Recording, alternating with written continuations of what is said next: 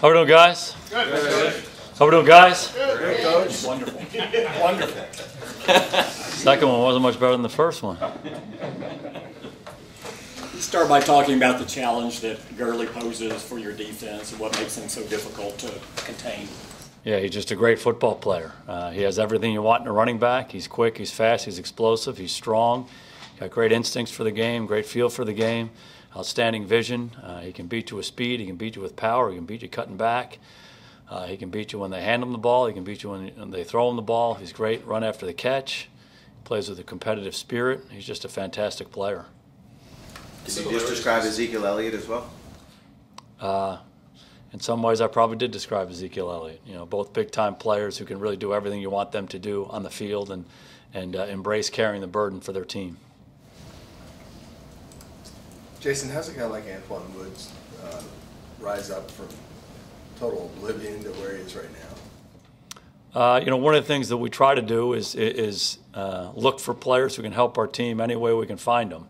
And that's a 365 days out of the year proposition, and they can come from anywhere.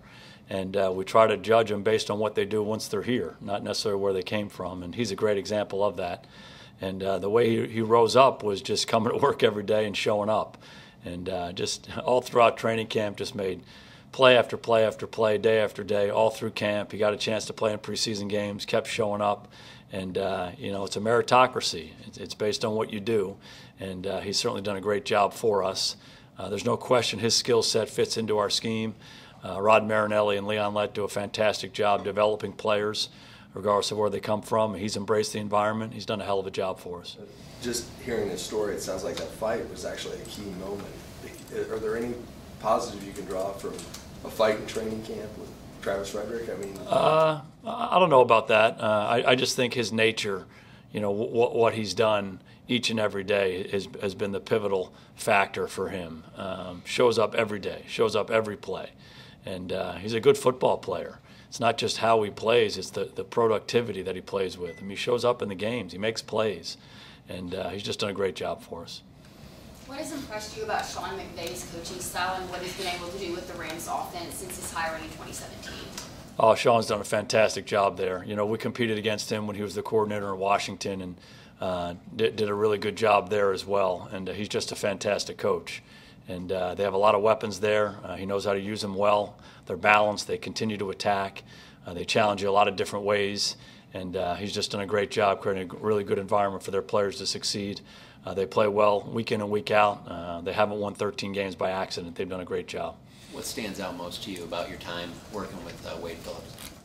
Oh, I learned so much from Wade.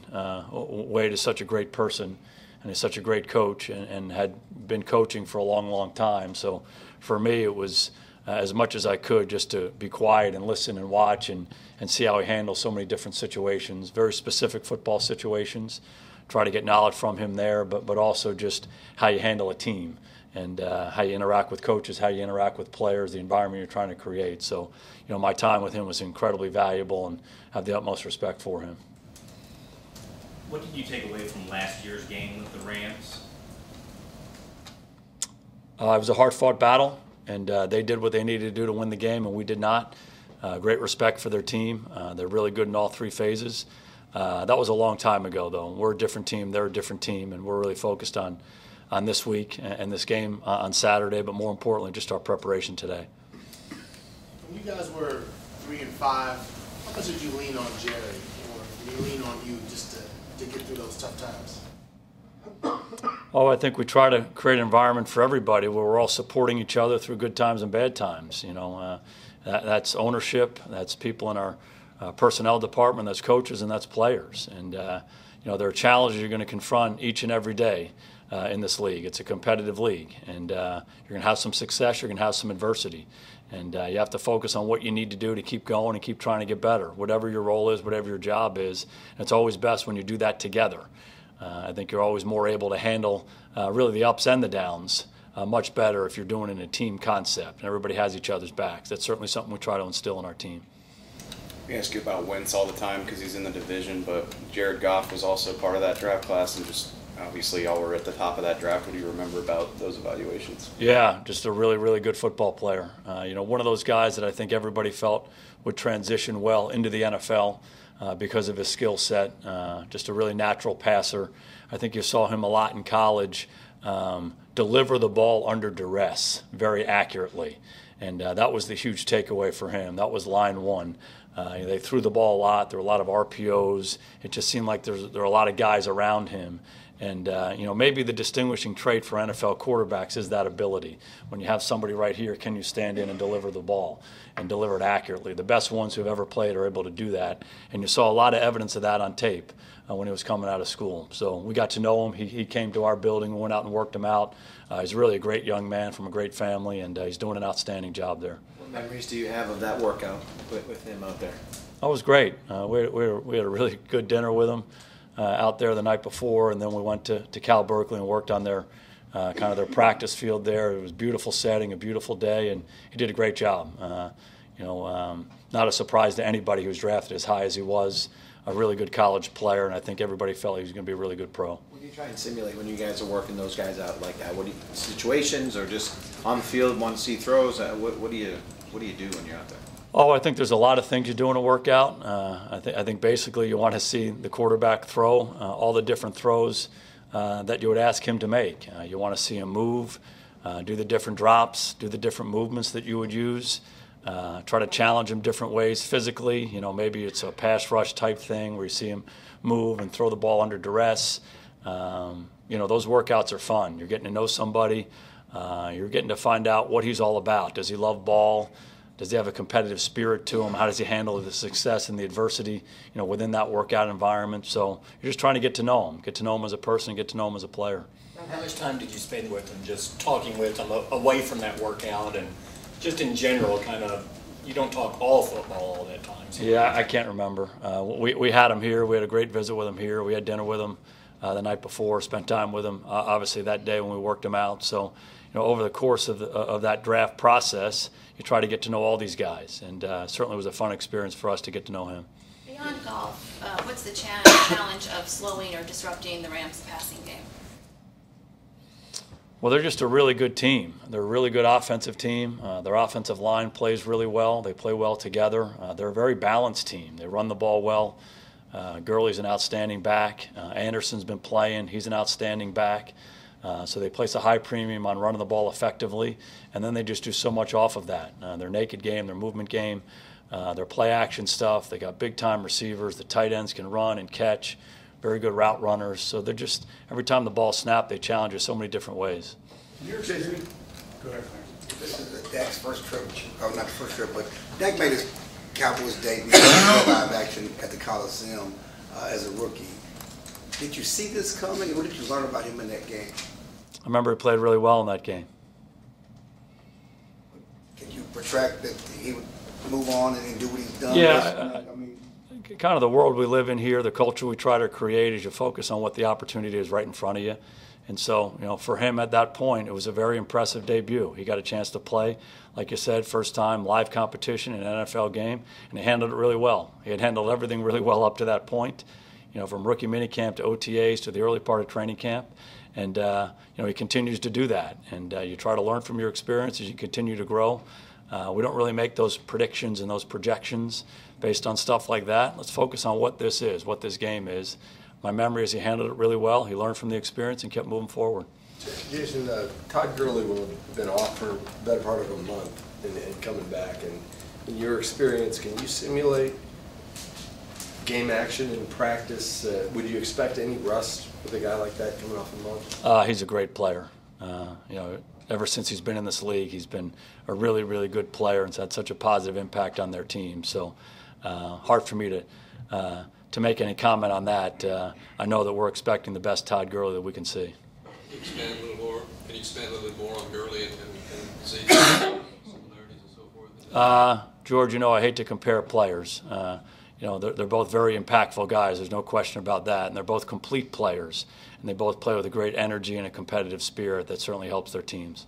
In your experience, does play calling get be more conservative in January in playoff games, or is it just defenses are that much better?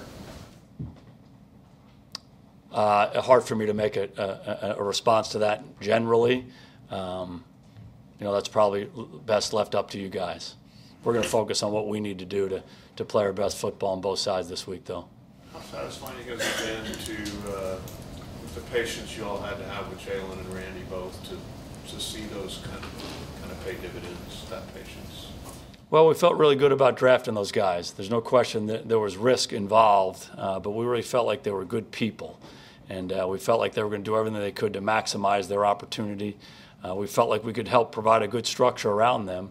But ultimately, where those guys have come from and where they are now has everything to do with them and what they've been able to do, the drive and the determination they've had to have great careers and be impactful players in our organization. So both kind of have different stories, but I think that's the underlying theme. And, they're still a work in progress. They'd be the first to tell you that, but they've certainly done an excellent job up to this point. How would you describe Tavon, just his approach the last couple of months with the injury and what he's given you since he's been back? Tavon's worked really hard to come back from that injury, and he's practiced the last few weeks to get himself to a point where he could be game ready. Made some big plays in the game the other day. Obviously had the 80-yard punt return that was called back, but then he had another one that was 50-plus yards and did a good job just in general handling those punts and making positive plays for us, and had an impact as well on offense. So he's a really good football player, and again, he's worked hard to get back to this position, and he's helped our team. There's no question about that. Aaron Donald leads the league in sacks. What challenges does he present, as well as Sue in the Rams' defensive front? Yeah, just great players. They got really, really good players all across their defensive front. Wade does such a great job providing an opportunity for those guys to come get the quarterback, and that's what they do. You mentioned Aaron Donald. I think he had 20 sacks. Every game you put on, he's showing up, he's in the backfield, he's around the ball, he's disrupting what the offense is trying to do. And obviously Sue has been one of the best players at his position throughout his career. They got other guys up front. Brockers is a hell of a player, so they just got a lot of guys up there, and they challenge every time that ball is snapped. Do you remember the 2014 Senior Bowl when it was Donald versus Zach? Did any of that stuff kind of stand out when you were looking at Zach, looking at Donald, maybe and thinking what you're going to do? Well, easy to say now, but I think anybody who had a chance to watch those guys throughout that process thought they were going to be great football players. They were great players in college, difference-making players who jumped off the tape, and then they love ball. They're competitive. You just felt like they were completely into it, and that's a great recipe for having some success. And the memory is they were competitive all throughout that process, and it was fun to watch those guys compete. And we spent a lot of time on each of them. Great respect for Aaron Donald. Really happy that we have Zach Martin on our football team. He's been a great player for us. We saw the importance of the kicking game with the Seattle game, with them losing their kicker. Where is your confidence level with your kicking game? Confidence level's high. Really think Chris Jones is an outstanding punter, and Brett Myers made so many big kicks for us all year long, and our long snapper LP does a fantastic job. So obviously it's critical in any game, certainly in these kinds of games. Feel really good about those guys. Back to Dak in the preseason game in 2016, when he walks into that huddle, he's a fourth-round pick, still learning his way, future Hall of Fame tight end, 3 All-Pro linemen, Dez is in there too. How he handled that tell you anything about him? Well, I just think it fit with how he's handled everything since he's been here. And he's just got such a great way about him, with people, with his teammates, with his coaches. And he's as natural a leader as I've ever been around. He's one of those guys who connects with everybody. He's trying to lead, but he also is strong and gives them direction. And he just has a great balance in that regard. And that's why guys play for him. That's why guys love to play with him. That's why guys love to be around him. Just got a contagious way about him. As hard a worker as we have in our organization, so that gives him so much credibility. And like I said, whatever the situation is, rookie minicamp, first opportunity, playing in a preseason game against the Rams with all those players you mentioned, or on into the regular season that year or any year. He just handles the success and the adversity of this game really, really well, as well as anybody I've been around. You don't pigeonhole guys. That's one thing you've never done. It's, like you say, it's a meritocracy. But at that point when you're watching him, you have Romo. Are you looking at these things going, wow, this is something down the road we're really going to be able to use? Or how do you process that when you're looking at it in Yeah, all due respect, that's a long time ago, and we're kind of locked in on our Wednesday practice, getting ready for our game this weekend. So, maybe after the season we can have a few lemonades and we can talk about that whole thought process. But we're kind of locked in on this 11:15 practice. Jason, can you give us an update on some of the guys that got dinged up and dealing with injuries, like Xavier, Cole? Yeah, Xavier Suofilo probably will not practice today. He's getting better. Cole Beasley probably will not practice today. We feel like he's getting better. Blake Jarwin probably won't do much in practice today. We feel like he's getting better. We keep going. Tavon will probably practice maybe in a limited fashion today. Zach and Tyron, Expect both those guys to practice. full or see how it goes? We'll see how it goes, but they're doing well. We're lucky to have them. Thank you. You guys good? Good to see you.